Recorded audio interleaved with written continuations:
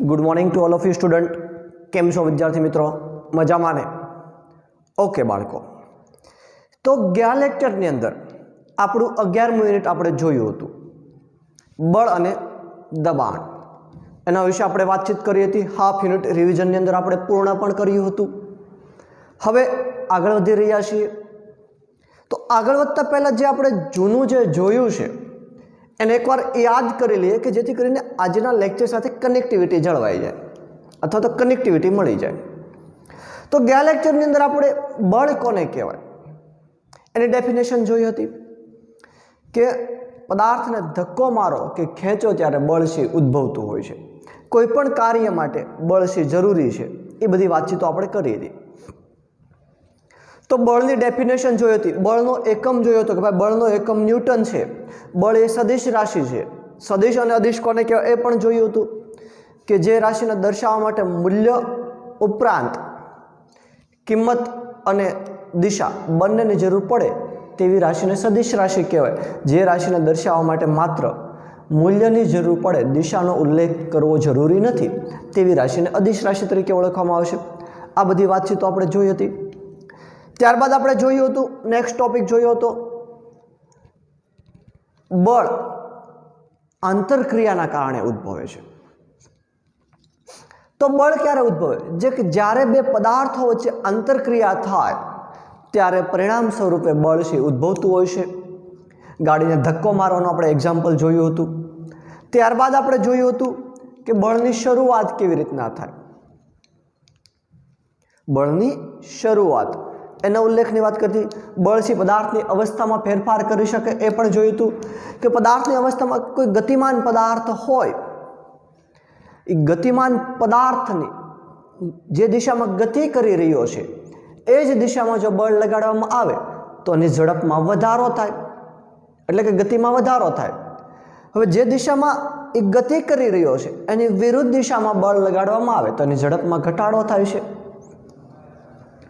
સ્થિર પદાર્થને ગતિમાં લાવી શકાય બળની મદદથી અને ગતિમાન પદાર્થને સ્થિર કરી શકાય. એ આપણે ફૂટબોલના દડાની માપ ઉદાહરણ લઈ અને જોયો હતો. ફૂટબોલનો દડો હતો એનું આપણે એક્ઝામ્પલ સમજ્યા હતા. ત્યારબાદ આપણે ટોપિક જોયો કે બળ છે પદાર્થનો આકાર બદલી શકે. તો બળ છે પદાર્થનો આકાર બદલી શકે છે. ઘણી વખત એવું બને કે કોઈ પદાર્થ પર બળ લગાડવામાં આવે તો પદાર્થ ગતિમાં ફેરફાર નથી થતો, એની દિશામાં ફેરફાર નથી થતો, પરંતુ એના આકારમાં ફેરફાર થાય છે. રોટલીનો લોટ છે, ફુગાને બે હાથ વચ્ચે દબાવવામાં આવે તો, કોઈ દડો હોય પ્લાસ્ટિકના ટેબલ પર દબી દેવામાં આવે તો એના આકારમાં ફેરફાર થાય છે. તો આમ જ્યારે તાત્પર્ય એનો સારાંશ કાઢવામાં આવે તો એટલો જ મિનિંગ થાય કે બળ જ્યારે કોઈ પદાર્થ ઉપર લગાડવામાં આવે છે ત્યારે એની ગતિમાં ફેરફાર થાય. જો ગતિમાં વધારો કે ઘટાડો થઈ શકે, એના દિશામાં ફેરફાર થાય, એના આકારમાં ફેરફાર થાય છે. ઘણી વખત એવું પણ બને છે કે કોઈ પદાર્થ ઉપર બળ લગાડો તો એના ગતિ, આકાર કે પદાર્થમાં કોઈ પણ પ્રકારની અવસ્થામાં ફેરફાર નથી થતો. ફોર એક્ઝામ્પલ આપણે જોયું હતું, આમ ધક્કો મારી એટલે કે બળ લગાડીએ દિવાલ ઉપર તો ના તો દિવાલના આકારમાં ફેરફાર થયો, ના તો દિવાલ છે ગતિમાં આવી. આવું કેમ? તો કે ભાઈ તમે જે બળ લગાડી રહ્યા છો દિવાલ ઉપર એ પદાર્થની અવસ્થા ફેરવવા માટે પૂરતું નથી. સમજાયું? જ્યારે પદાર્થની અવસ્થામાં ફેરફાર ક્યારે થાય કે એ બળ તમે જે લગાડી રહ્યા છો એ પદાર્થની અવસ્થામાં ફેરફાર કરવા માટે કેપેબલ છે કે નથી. જો ના હોય તો પદાર્થની અવસ્થામાં ફેરફાર ના થઈ શકે, અને જો હોય તો પદાર્થની અવસ્થામાં ફેરફાર થઈ શકે. આપણે કહ્યું કે કોઈ જેસીબીની મદદથી દિવાલને પાડી શકાય છે, પણ આપણે ધક્કો મારી ત્યારે પાડી શકાતું નથી, કારણ કે આપણું બળ એટલું કેપેબલ નથી. ક્લિયર?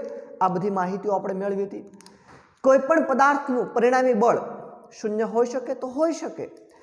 કોઈ પદાર્થ હોય અને વિરુદ્ધ દિશામાં, એક આ દિશામાંથી બળ લગાડે, એક આ દિશામાંથી બળ લગાડે, વિરુદ્ધ દિશામાંથી બંને સરખા પ્રમાણનું બળ લગાડે તો એનો તફાવત છે પરિણામી બળ જેટલો થાય. તો આ બાજુ 5 ન્યૂટન, આ બાજુ 5 ન્યૂટન, વિરુદ્ધ દિશામાંથી બળ લાગે તો પરિણામી બળ તફાવત કેટલો થાય? 0. તો ચોખ્ખું પરિણામી બળ 0 આવી શકે. આ બધી માહિતીઓ આપણે ગયા લેક્ચરની અંદર પ્રાપ્ત કરી હતી. હવે આપણે જોવા જઈ રહ્યા છીએ સંપર્ક બળ. બળોના પ્રકારો. બળો બે પ્રકારના હોય, સંપર્ક બળ અને બિન સંપર્ક બળ. તેમાં સંપર્ક બળ વિશે માહિતીઓ પ્રાપ્ત કરવા જઈ રહ્યા છીએ.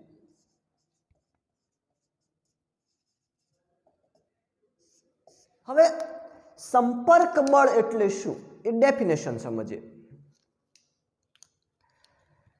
તો સંપર્ક બળને સાદી રીતે સમજીએ તો જ્યારે બે પદાર્થો વચ્ચે આંતરક્રિયા થાય અને જે બળ ઉદ્ભવે છે, ક્લિયર, તો બે પદાર્થો જ્યારે એકબીજાના સંપર્કમાં આવે અને સંપર્કમાં આવવાના કારણે જે બળ ઉદ્ભવે છે તેને સંપર્ક બળ કહે છે.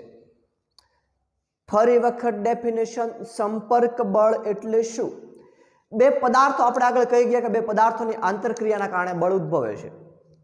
હવે જે બે પદાર્થો છે એ બીજાના સીધા જ સંપર્કમાં આવે અને જે બળ ઉદ્ભવ્યું છે તેને સંપર્ક બળ તરીકે ઓળખવામાં આવે છે. તો ડેફિનેશન શું થાય? બે પદાર્થો એકબીજાના સંપર્કમાં આવવાથી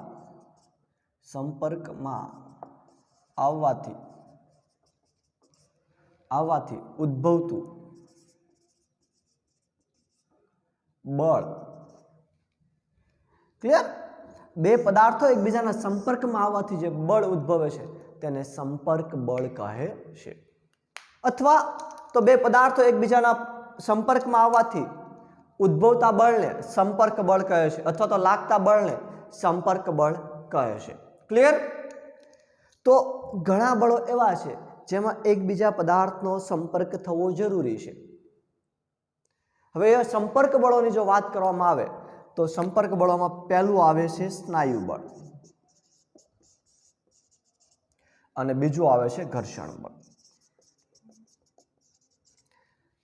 તો 1 માર્કનો અથવા 2 માર્કનો મહત્વનો પ્રશ્ન બની રહે, સંપર્ક બળ એટલે શું? સંપર્ક બળના ઉદાહરણ આપો. તો સંપર્ક બળના ઉદાહરણ શું થાય? સ્નાયુ બળ અને ઘર્ષણ બળ. ક્લિયર? હવે એમાં વાત કરીએ સ્નાયુ બળની.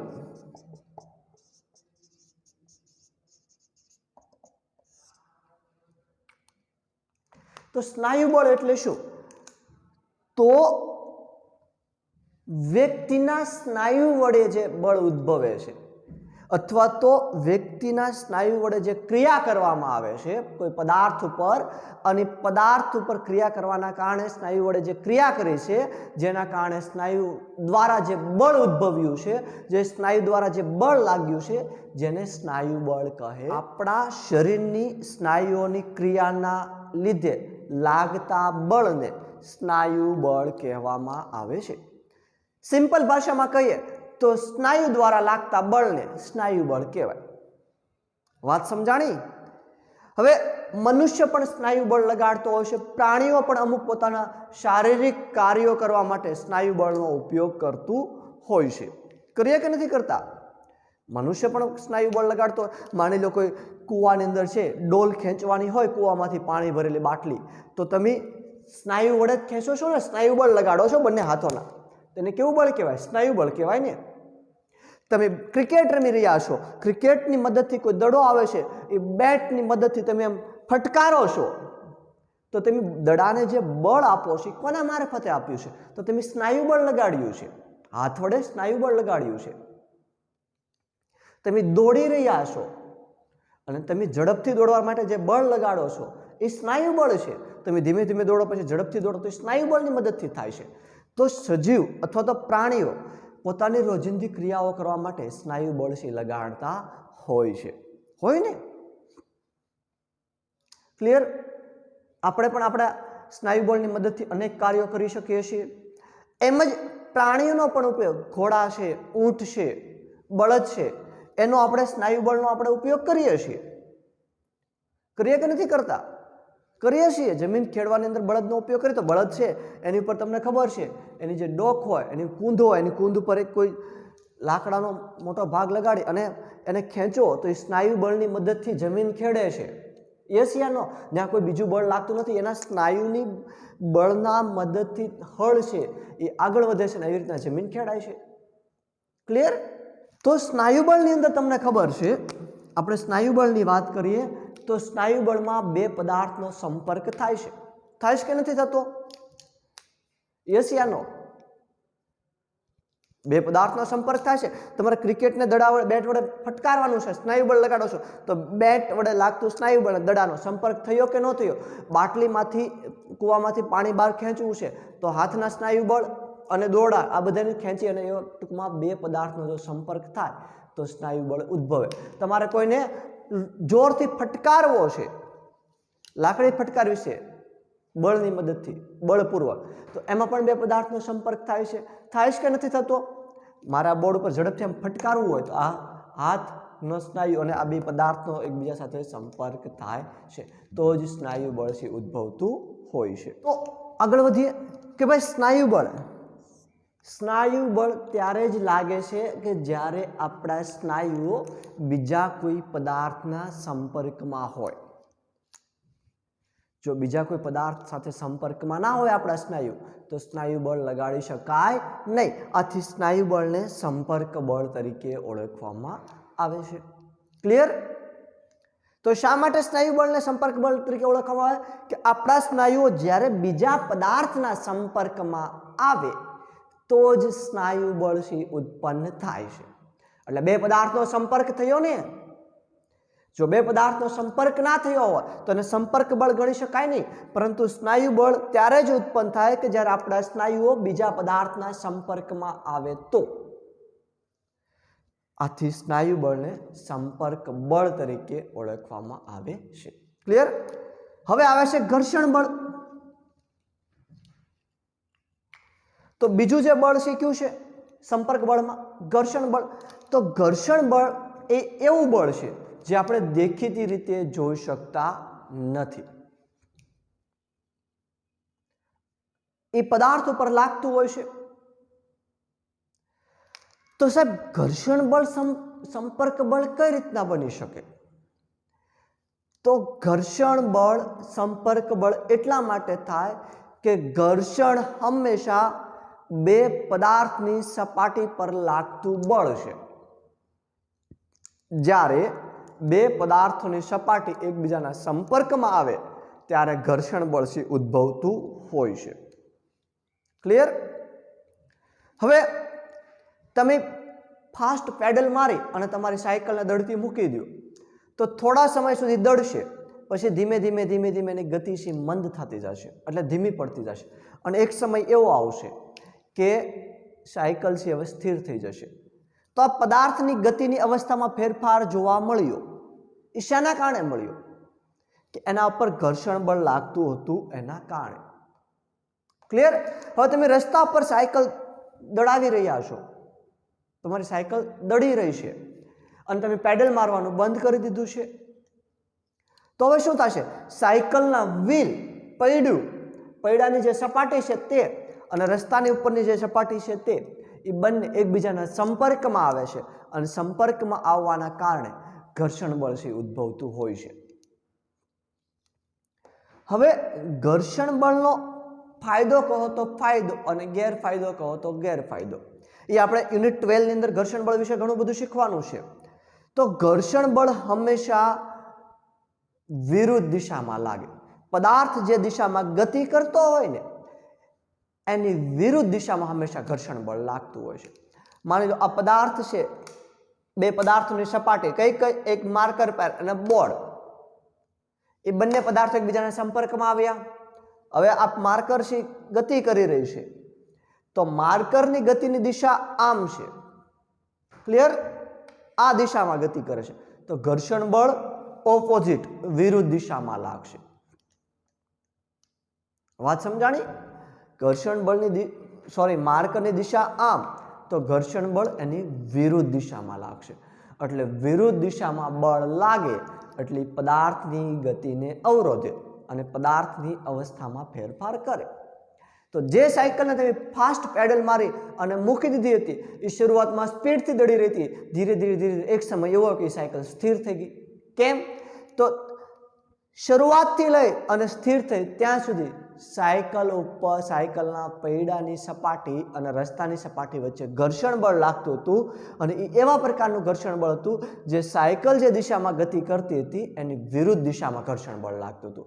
આથી સાયકલ છે સ્થિર થઈ ગઈ. જો ઘર્ષણ બળ વિરુદ્ધ દિશામાં ના લાગતું હોત ને તો ઘણા અનર્થ થઈ જાત. હો ભાઈ, એ આપણે 12મા યુનિટમાં જોવાનું છે કે કેવા પ્રકારના અનર્થ થાત. બ્રેક ન લાગે વાહનોને, આપણે કોઈ લીચી સપાટી પર ચાલી ના શકીએ, કોઈ વાહન ગતિમાન છે ને ધીમું ના પાડી શકીએ. આપણે ધીમું પાડીએ, આપણે એને ઘર્ષણ લગાડીએ, બ્રેક લગાડીએ, ઘર્ષણ લગાડીએ. હવે ઘર્ષણ બળ જો એ જ દિશામાં લાગતું હોય તો બ્રેક લાગે જ નહીં ને. હવે હું આ દિશામાં પેનને ગતિ કરાવું, એ જ દિશામાં ઘર્ષણ બળ લાગતું તો આ પેન સ્થિર થઈ શકે ખરી? Not possible. તો ઘર્ષણ બળ હંમેશા પદાર્થની ગતિની વિરુદ્ધ દિશામાં લાગે છે અને પદાર્થની અવસ્થામાં ફેરફાર કરે છે. ક્લિયર? તો ઘર્ષણ બળમાં પણ બે પદાર્થની સપાટી એકબીજાના સંપર્કમાં આવે છે અને આવે છે, એટલે જ એને સંપર્ક બળ તરીકે ઓળખવામાં આવે છે.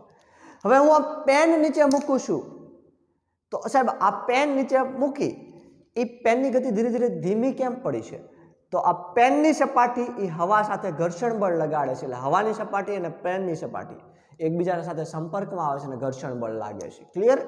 તો દરેક જગ્યાએ ઘર્ષણ બળ લાગે અને ઘર્ષણ બળ ત્યારે જ લાગે જ્યારે બે પદાર્થોની સપાટી એકબીજાના સંપર્કમાં આવે ત્યારે. ક્લિયર?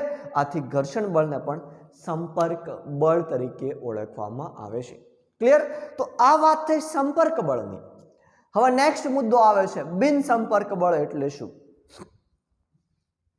શું બિન સંપર્ક બળ એટલે શું?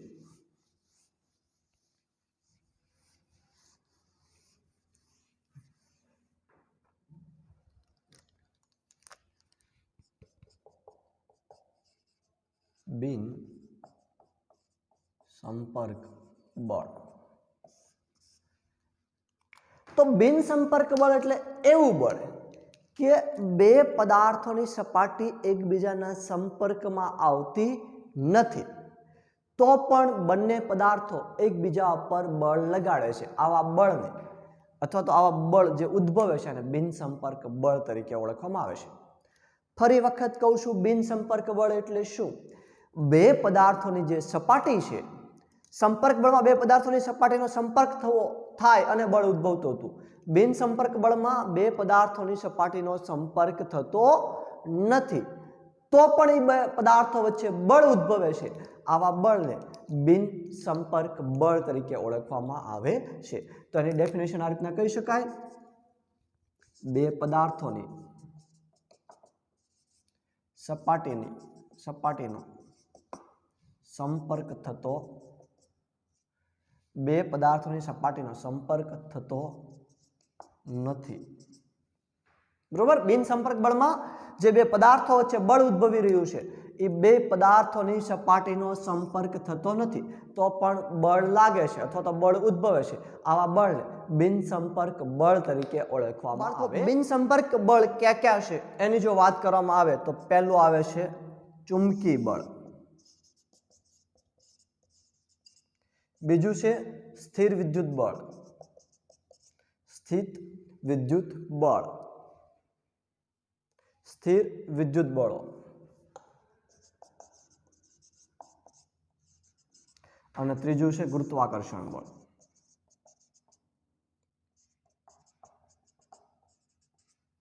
ક્લિયર? ક્યાં ક્યાં છે બિન સંપર્ક બળો? ચુંબકી બળ, સ્થિર વિદ્યુત બળ અને ગુરુત્વાકર્ષણ બળ. તો તમને ખબર છે ચુંબકી બળ વિશે તમે અનુભવ્યું પણ છે અને પ્રેક્ટિકલી પણ જોયું છે અને પ્રેક્ટિકલ કર્યા પણ છે.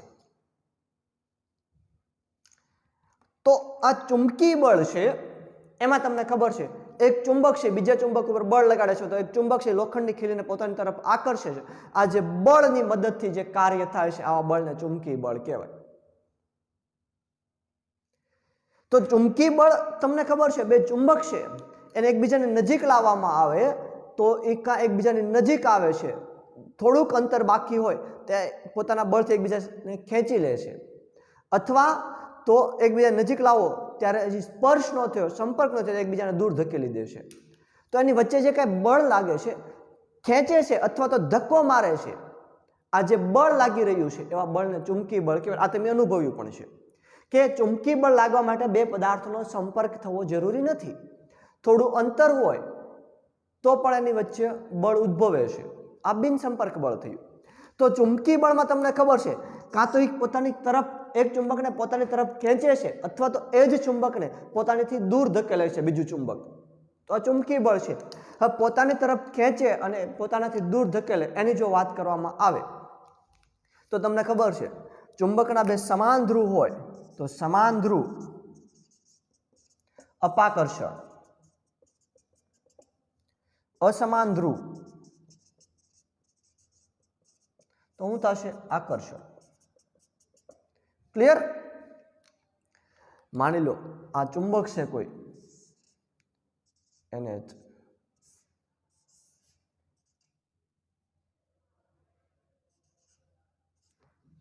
તો આ બંને વચ્ચે અસમાન થયા ને, આ બંને ધ્રુવ નજીક નજીક આવ્યા. અસમાન ધ્રુવો જ્યારે નજીક આવશે ત્યારે આકર્ષણ થાય છે. હવે અહીંયા જો હું આવી રીતના ધ્રુવો બદલી નાખું તો આ બંને સમાન ધ્રુવ થઈ ગયા, તો સમાન ધ્રુવ વચ્ચે અપાકર્ષણ થાય. ક્લિયર? તો આ બંને ચુંબક એકબીજાની સંપર્ક થવો જરૂર નથી. થોડું અંતર રહે તો પણ એની વચ્ચે બળ ઉદ્ભવે છે. ઉદ્ભવે કે નથી ઉદ્ભવતું? તો સમાન ધ્રુવો વચ્ચે અપાકર્ષણ અને અસમાન ધ્રુવો વચ્ચે આકર્ષણ જોવા મળે છે. થોડું તો બિન સંપર્ક બળમાં ખાલી શીખવા લાયક એટલું જ કે બે પદાર્થનો સંપર્ક થવો જરૂરી નથી. એના ઉદાહરણની વાત કરવામાં આવે તો આપણે ચુંબકીય બળ જોયું.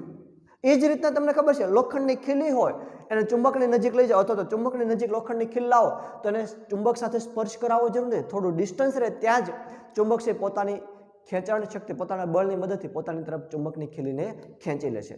જરૂરી છે? યસ યા નો? ખેંચી લેશ ને? તો આ થયું ચુંબકીય બળ.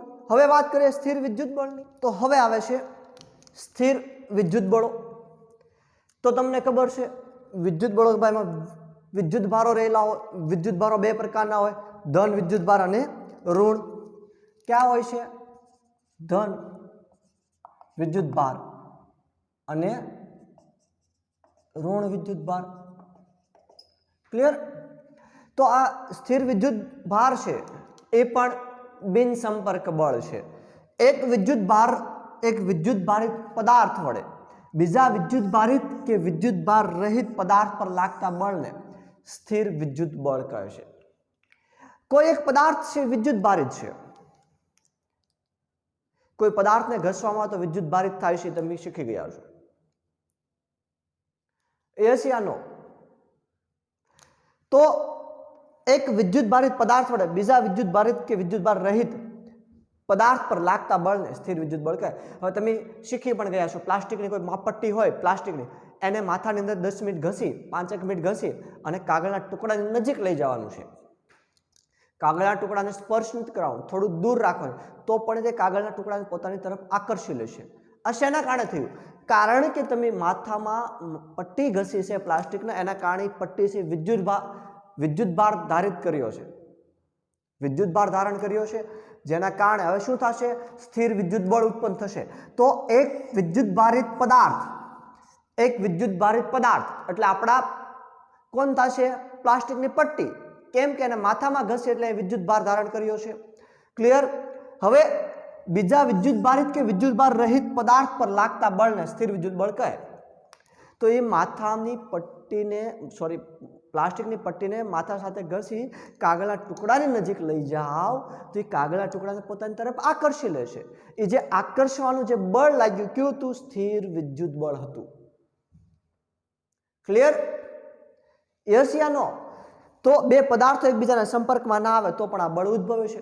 તો એ માપપટ્ટી છે એને કાગળ સાથે અડાડવા નથી, થોડું ડિસ્ટન્સ રાખો, અંતર રાખો તો પણ કાગળને પોતાની તરફ આકર્ષી લેશે. આ જે બળ છે એને શું કહેવાય? સ્થિર વિદ્યુત બળ તરીકે ઓળખવામાં આવે. સ્થિર વિદ્યુત બળ તરીકે ઓળખવામાં. હવે એમાં પણ ધન વીજભાર અને ઋણ વીજભાર. વીજભાર બે પ્રકારના હોય, ધન વીજભાર અને ઋણ વીજભાર.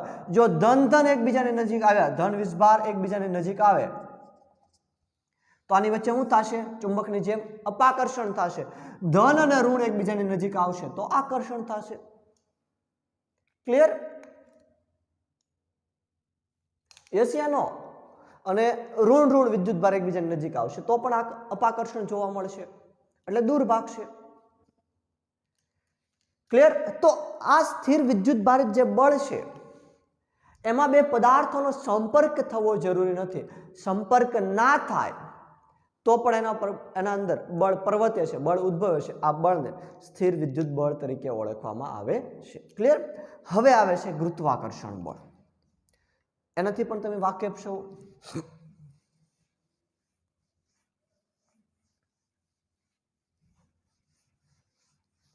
ક્લિયર? યસ યા નો? જો ભાઈ મહત્વના પ્રશ્ન બની રહે. બિન સંપર્ક બળ ઉદાહરણ સહિત સમજાવો.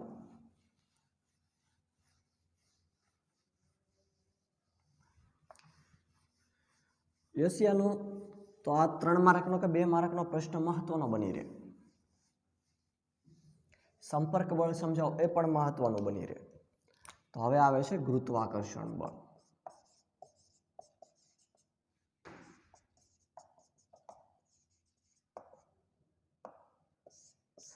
તો ગુરુત્વાકર્ષણ બળ કોને કહેવાય? તો કોઈ વસ્તુને મૂકી દેવામાં આવે તો એ પૃથ્વીની સપાટી પર પડે છે, પૃથ્વી પોતાની તરફ એને આકર્ષે છે. આ જે આ બળ છે એને ગુરુત્વાકર્ષણ બળ તરીકે ઓળખવામાં આવશે. પૃથ્વી જે બળની મદદથી દરેક વસ્તુને પોતાની સપાટી તરફ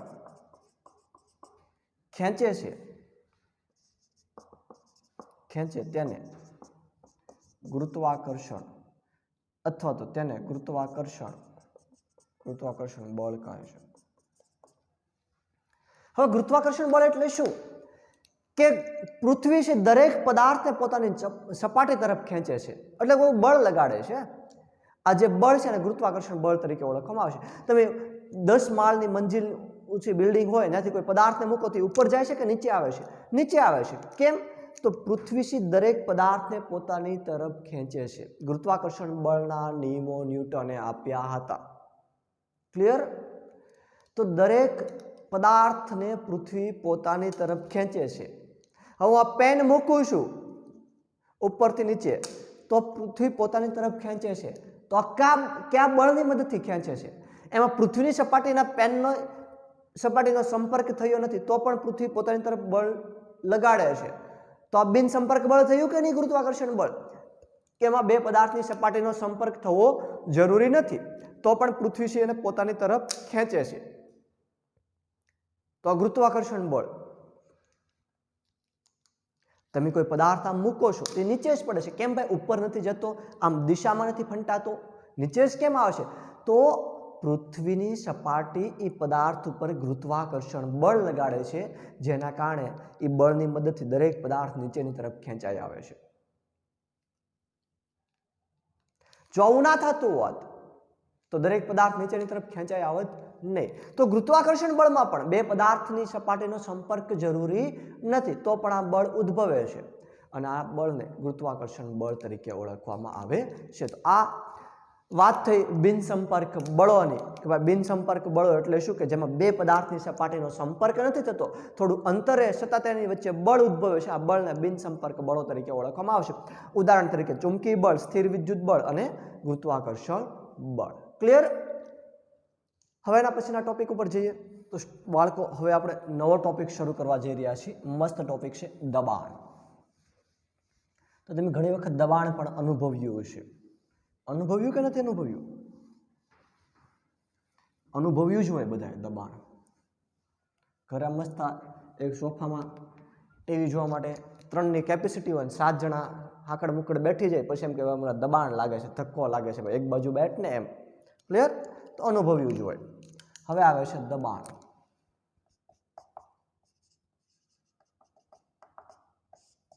દબાણ તો પવન, વંટોળ, ચક્રાવાત આ બધું જે ઉદ્ભવે છે એ દબાણના તફાવતના કારણે ઉદ્ભવે છે. વાત સમજાણી? યસ યા નો? તો વંટોળ અને ચક્રાવાત જે ઉદ્ભવ્યો છે હવાના દબાણના તફાવતના કારણે ઉદ્ભવ્યો હોય છે. લો પ્રેશર સર્જાય ને એવું બધું થાય ને આ બધું ઉત્પન્ન થતું હોય છે. હવે દબાણ એટલે શું અને ડેફિનેશન જોઈએ તો એકમ ક્ષેત્રફળ દીઠ લાગતા બળને દબાણ કહે છે. એકમ ક્ષેત્રફળ દીઠ લાગતા બળને દબાણ કહે છે.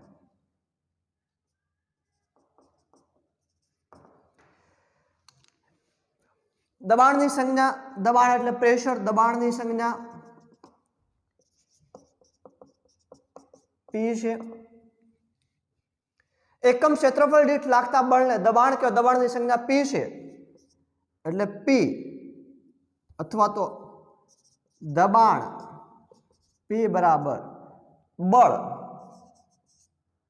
અને એકમ ક્ષેત્રફળ એટલે સપાટી પર લાગતું બળ. જે સપાટી પર લાગતું હોય તે સપાટીનું ક્ષેત્રફળ.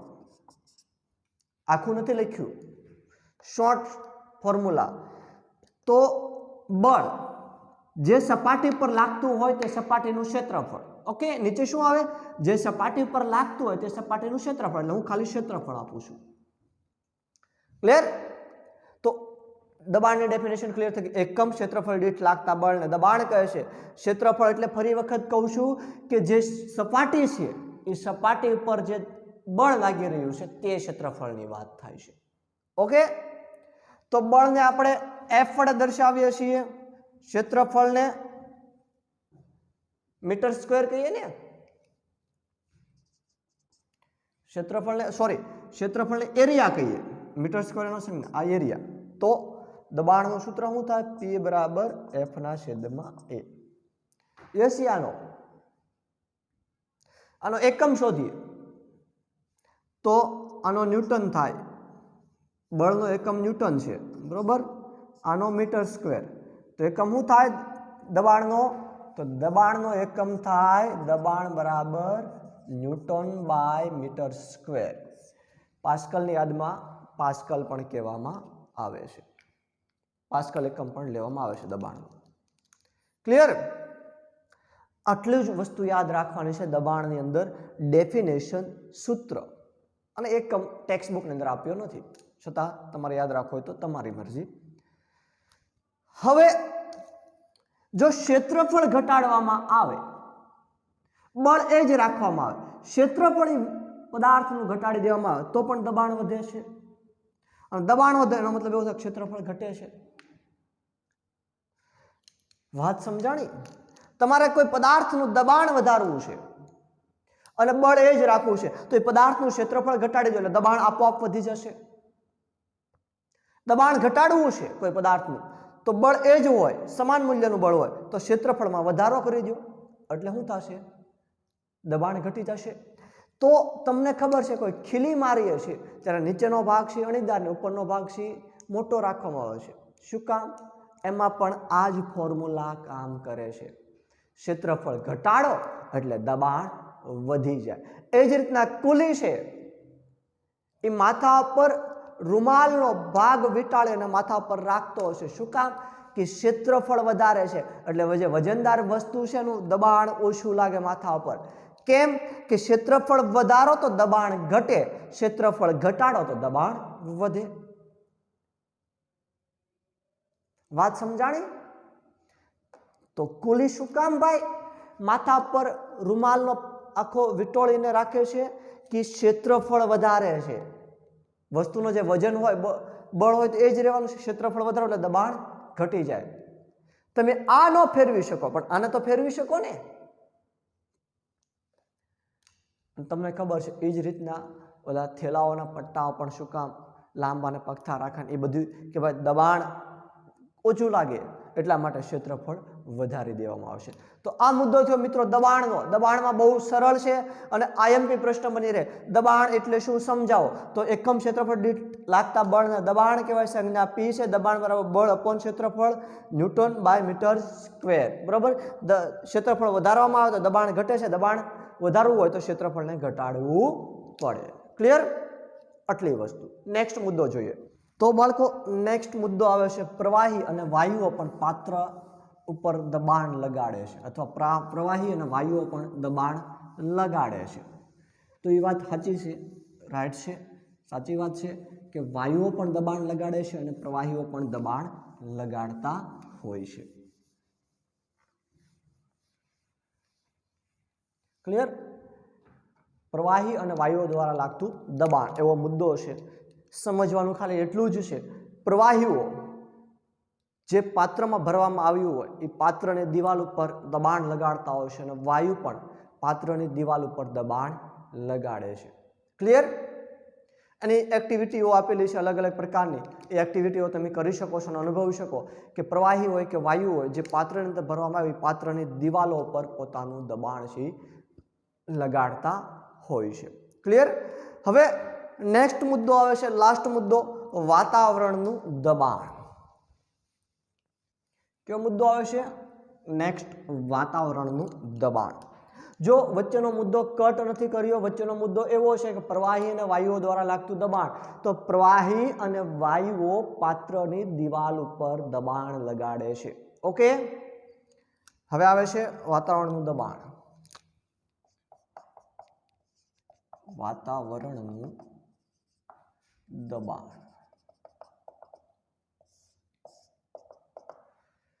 વાતાવરણનું દબાણ તો સમજ્યા પહેલા વાતાવરણ કહેવાય કોને? તો આપણી આજુબાજુ ચારે બાજુ જે હવાનું જે આવરણ આવેલું છે એને વાતાવરણ તરીકે ઓળખવામાં આવે છે. ક્લિયર? વાતાવરણ ડેફિનેશન ખબર પડી ગઈ? વાતાવરણ કોને કહેવાય? વાતાવરણ ચારે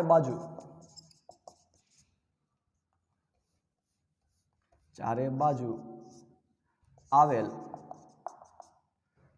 હવાના આવરણને. ક્લિયર? કે ભાઈ ચારે બાજુ આપણી આજુબાજુ જે હવાનું આવરણ આવેલું છે તેને વાતાવરણ તરીકે ઓળખવામાં આવે છે. હવે વાતાવરણનો ખ્યાલ આવી ગયો. આપણે એ પણ કહ્યું કે પ્રવાહી પણ દબાણ લગાડે, વાયુ પણ દબાણ લગાડે. તો હવે વાતાવરણનું દબાણ એટલે તો વાતાવરણના દબાણની ડેફિનેશન હવા દ્વારા લાગતા દબાણને વાતાવરણનું દબાણ કહે છે. વાતાવરણનું દબાણની ડેફિનેશન સિમ્પલ ભાષામાં હવા દ્વારા જે દબાણ લાગે છે, આ હવા દ્વારા જે દબાણ ઉત્પન્ન થયું છે અથવા તો જે દબાણ લાગી રહ્યું છે તેને વાતાવરણનું દબાણ તરીકે ઓળખવામાં આવે છે. ક્લિયર? તો બાળકો તમને ખબર છે કે ભાઈ હવા છે એ પૃથ્વીની સપાટીથી લાખો કિમી વિસ્તારની અંદર ફેલાયેલી છે, આમ પણ ઘણા બધા કિલોમીટર સુધી ફેલાયેલી છે. તો હવા દ્વારા જે દબાણ લાગે ને વાતાવરણનું દબાણ કહીએ. તો ભાઈ શા માટે વાતાવરણનું દબાણ, હવાનું દબાણ આપણા માટે નથી લાગતું, આપણા ઉપર નથી લાગતું? તો વાતાવરણનું દબાણ આપણા ઉપર લાગે છે, પરંતુ જેટલું દબાણ વાતાવરણનું હોય છે બહારથી હોય છે એટલું જ દબાણ આપણા શરીરમાંથી પણ લાગતું હોય છે. જેટલું વાતાવરણનું દબાણ હોય એટલું જ આપણા શરીરનું દબાણ હોય. એટલે બાહ્ય જે વાતાવરણનું દબાણ છે અસર નાબૂદ થાય એટલે આપણે કચડાઈ જતા નથી. જો આપણા શરીરમાંથી એટલું દબાણ ના લાગતું હોત તો આપણે 100% કચડાઈ જાત. પરંતુ જેટલું બાહ્ય વાતાવરણ દબાણ લાગે છે એટલું જ આપણા શરીરમાંથી ઓપોઝિટ થાય છે, વિરુદ્ધ દિશામાં દબાણ લાગતું હોય, એટલા માટે આપણે કચડાઈ જતા નથી. ક્લિયર? તો આ વાતથી બાળકો વાતાવરણના દબાણની આ સાથે જ આપણું અહીંયા 11 મિનિટ પણ પૂર્ણ થાય છે. આજે જે લેક્ચરો આપણે આજના લેક્ચરમાં જે માહિતીઓ મેળવી એને ફરી વખત યાદ કરીએ તો શરૂઆતમાં સંપર્ક બળોની વાત કરી કે ભાઈ બે પદાર્થો એકબીજાની સાથે સંપર્કમાં આવે તો તેવા અને જે બળ ઉદ્ભવે તેને સંપર્ક બળ કહેવાય. અને આપણે ઉદાહરણ જોયા ક્યાં તો કે ભાઈ સ્નાયુ બળ અને ઘર્ષણ બળ, કે એમાં બે પદાર્થોનો સંપર્ક થવો જરૂરી છે. ત્યારબાદ આપણે જોયું બિન સંપર્ક બળો, કે બે પદાર્થો સપાટી એકબીજાના સંપર્કમાં ના આવે તો પણ એની વચ્ચે બળ ઉદ્ભવે છે. તેવા બળોને બિન સંપર્ક બળો તરીકે ઓળખવામાં આવે છે. ઉદાહરણ તરીકે ચુંબકીય બળ, એમાં પણ તમે સમજાયું. ત્યારબાદ મેં સમજાવ્યું સ્થિર વિદ્યુત બળ કે ભાઈ એમાં પણ બે પદાર્થોની સપાટી એકબીજામાં સંપર્કમાં આવી જરૂર નથી. ત્યારબાદ સમજાયું મેં ગુરુત્વાકર્ષણ બળ. તો ગુરુત્વાકર્ષણમાં દરેક પૃથ્વીની સપાટી છે દરેક પદાર્થને પોતાની તરફ ખેંચે છે, એમાં બે પદાર્થોની સપાટીનો સંપર્ક થતો નથી. તો ટૂંકમાં આ બધા બે પદાર્થોની સપાટીનો સંપર્ક ના થાય તો પણ બળ ઉદ્ભવે છે, તેવા બળોને બિનસંપર્ક બળ તરીકે ઓળખવામાં આવે છે. ક્લિયર? ત્યારબાદ આપણે જોયું દબાણ. તો ભાઈ એકમ ક્ષેત્રફળ દીઠ લાગતા બળને દબાણ કહે છે. P બરાબર F/A. એમાં ન્યૂટન બાય મીટર સ્ક્વેર એકમ, પાસ્કલની યાદમાં પાસ્કલ એકમ રાખવામાં આવ્યો. તો આપણે દબાણ વધારવું હોય તો ક્ષેત્રફળ ઘટાડવું પડે, દબાણ ઘટાડવું હોય તો ક્ષેત્રફળ વધારવું પડે. ઓલા કુલી છે એ કઈ રીતના ઉપર સામાન માથા ઉપર લેતી વખતે કઈ રીતના રૂમાલને આખો વીંટાળે છે એ પણ મેં તમને સમજાવ્યું, કારણ કે ક્ષેત્રફળ વધારવા માંગતા હશે કે જેથી કરીને સામાનનો દબાણ ઓછું લાગે. ત્યારબાદ આપણે જોયું પ્રવાહીઓ અને વાયુઓ પણ દબાણ લગાડતા છે. કોની પર લગાડે? પાત્રની દિવાલો પર દબાણ લગાડતા. ત્યારબાદ વાતાવરણનું દબાણ જોયું. તો ભાઈ વાતાવરણ એટલે આપણી આજુબાજુનું હવાનું આવરણ, અને વાતાવરણ કહેવાય. વાતાવરણનું દબાણ એટલે હવા વડે લાગતા દબાણને વાતાવરણનું દબાણ કહેવાય છે. શા માટે આપણે કસડાઈ નથી જતા? તો કે ભાઈ જેટલું બહારથી દબાણ આવે છે એટલું જ આપણા શરીરમાં અંદરથી પણ દબાણ હોય છે, જેના કારણે આપણે એકબીજાને અસર નાબૂદ થાય છે અને આપણે દબાઈ જતા નથી. અલગ અલગ પ્રકારની માહિતીઓ આપણે મેળવી હતી. કેવા કેવા પ્રકારના પ્રશ્નો આવી શકે એની જો વાત કરવામાં આવે તો પહેલો પ્રશ્ન આવે સંપર્ક બળ એટલે શું? ઉદાહરણ આપી સમજાવો. 2 માર્કનો, 3 માર્કનો પ્રશ્ન બિનસંપર્ક બળ એટલે શું? ઉદાહરણ આપી સમજાવો. દબાણ વિશે સમજાવો. આવા અલગ અલગ પ્રકારના પ્રશ્નો આવી શકે. બાળકો આમાંથી one liner, MCQ, long question બધા પ્રકારના પ્રશ્નો નીકળી શકે. જો પણ આપણી તૈયારી સારી હોય તો બધા જ પ્રશ્નો આપણને આવડી પણ જાય. તો નેક્સ્ટ લેક્ચરમાં આપણે નવું યુનિટ સ્ટાર્ટ કરશું. આપણા લેક્ચર અહીં સુધી રાખીએ છીએ. Thank you very much.